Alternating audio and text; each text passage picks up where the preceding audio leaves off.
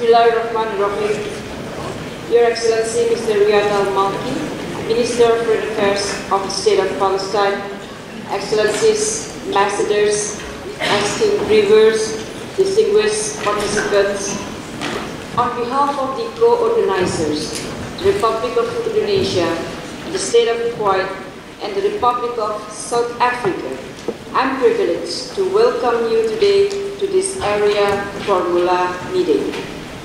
I also thank Palestine for its collaboration with the co-host in organizing this meeting, and of course to briefers for their valuable participation. Before we begin, I invite you to watch a short video presentation on the settlement to have better understanding of the gravity of the problem.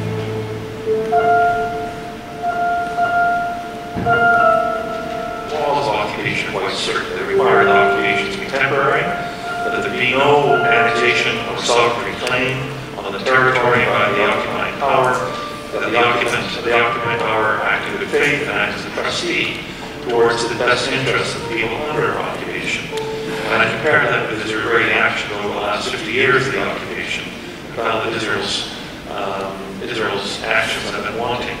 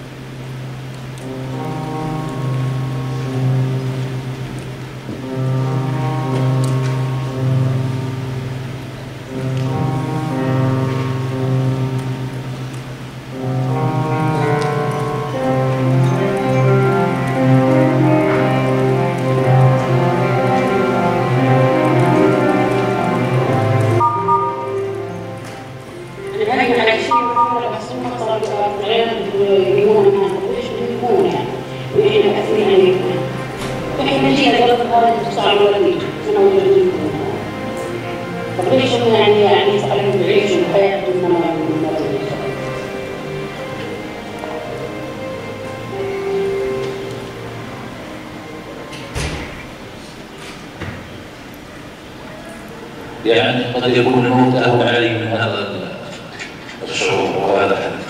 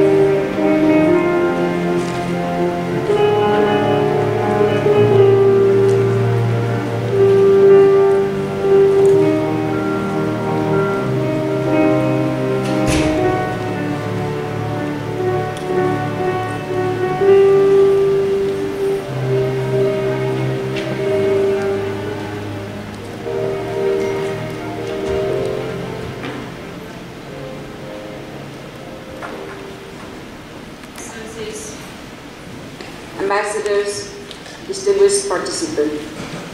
Today's meeting carries a very important theme on the continued expansion of illegal Israeli settlement in the occupied Palestinian territory. The starting point for our deliberation is that continued expansion of illegal settlement is unacceptable. I repeat, unacceptable. As we speak, illegal Israeli settlement multiply a very outstanding number, from about 110,000 in September 1993 at the time of Oslo Accord to 620,000 at the end of 2017.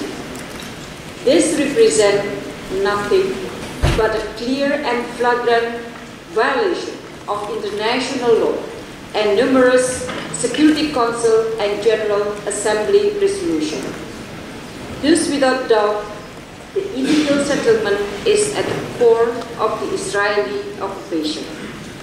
It is at the heart of the protection crisis of the Palestinian people and a clear obstruction to peace. Therefore, I believe this meeting should address two main issues. First, how to stop the illegal settlement, and second, how to reverse the situation back to the lines of June 4, 1967, including with regard to Jerusalem.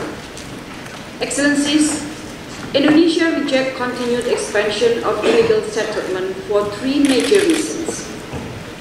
First, without doubt, it puts the two-state solution in jeopardy.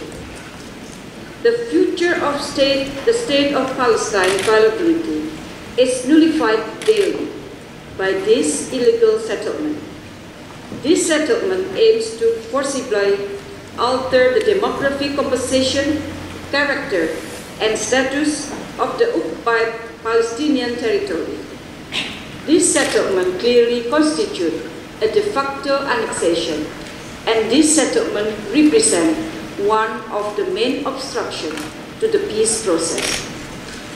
Second, settlement activities are both a source of and pretext for other unlawful policies and human rights violations against the Palestinian people.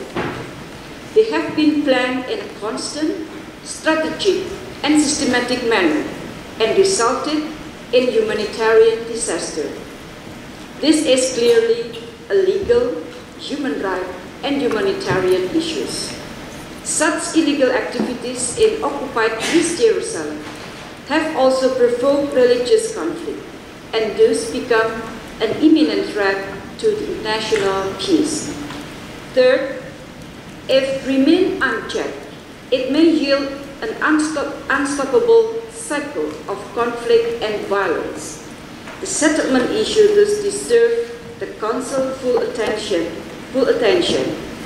Inaction is not an option. It is about the credibility of the Council. The international community needs to ensure accountability and respect to the international law of the occupying power. Public pressure from the international community to end the settlement is absolutely vital.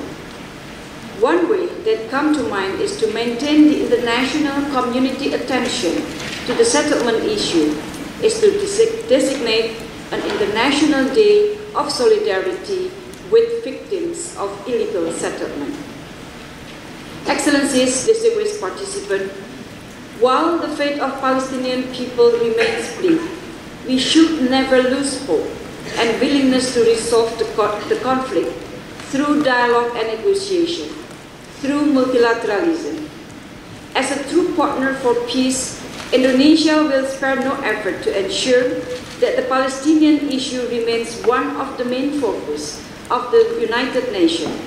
The spirit of multilateralism is upheld. The peace process will continue based on the principle of international law and internationally agreed parameters. We must not stop until Palestine stands side by side on an equal footing with all nations of the world. In this regard, I have every confidence that our discussion today will be important to reaffirm our obligation regarding the right of the Palestinian people, reflect on how far we have carried out on international responsibility, and look forward in finding legal, practical solutions to halt the expansion of illegal Israeli settlement in the occupied Palestinian territory. Excellencies, ladies and gentlemen, before we listen to the briefers, I would like now to welcome His Excellency Mr. Riyad al-Maliki, the Minister of Foreign Affairs of the State of Palestine, to give his remark. Excellency, you have the floor. Thank you very much. Dear Minister Retno Marsudi, Minister for Foreign Affairs of the Republic of Indonesia, Excellencies, panelists, friends, allow me at the outset to thank Indonesia, Kuwait and South Africa for convening this important and timely meeting. For decades now, the Palestinian people have been the target of Israeli policies aiming at displacing and replacing them on their own land. Palestine refugees constitute the largest and the most protracted refugee situation in the world, and the Palestinian people continue to endure the longest occupation in contemporary history. Since its inception, this occupation had a grand design, an elaborate plan with a clear goal: seize maximum land with minimum Palestinian population. To achieve its aim, and as soon as the 1967 military occupation started, the occupying power decided to put in place policies to ensure confinement of the occupied people, and expansion for Israeli settlers. This continued even throughout all the years of the peace process and even escalated. So-called Area C, that constitutes 60% of the West Bank and includes the Jordan Valley, where important resources are concentrated. Do you know on how much of Area C Palestinians are allowed to build? On less than 1%. In East Jerusalem, the same policies are at play. Only 13% of occupied East Jerusalem is zoned for Palestinians. This was the already built-up area when the eastern part of the city was occupied by Israel. 3 times more is designated by the occupying power for settlement use. The number of Israeli settlers had grown constantly during the last 5 decades, including in times characterized as times of peace. When we signed Oslo 25 years ago, there were 100,000 Israeli settlers. 25 years later, there are more than 600,000 Israeli settlers in the occupied Palestinian territory, including East Jerusalem. Settlements and their associated regime have, by design, fragmented the Palestinian territory, with major Palestinian population centers surrounded by settlements that control the land and the resources. Military orders, discriminatory zoning and planning. Closing remarks. His Excellency Dr. Riyad al-Maliki, Minister of Foreign Affairs of the State of Palestine, distinguished speakers, ambassadors, ladies and gentlemen, I wish to once again thank you for your active and constructive participation, and I'm very pleased to observe how we, in a short time, have discussed and deliberated on a number of pertinent aspects of illegal settlement. Our discussion confirmed that Israeli settlement activities represent a flagrant violation of international law. It also severely violates human rights and aggravates the humanitarian condition of the Palestinian people. As a follow-up of our meeting, co-hosts will formulate a summary of discussion which will serve as an input for members of the Security Council for their future deliberation on this issue. Let me once again thank the co-organizer for their efforts and contributions, and let me also take this opportunity to express through His Excellency Riyad al-Maliki to the government and the people of Palestine the assurances of our solidarity and unwavering commitment to the Palestinian cause. And finally, I thank to the Secretariat and also interpreters for their support and for staying with us until almost 6 p.m. So once again, thank you very much all. This concludes our meeting, and the meeting is adjourned.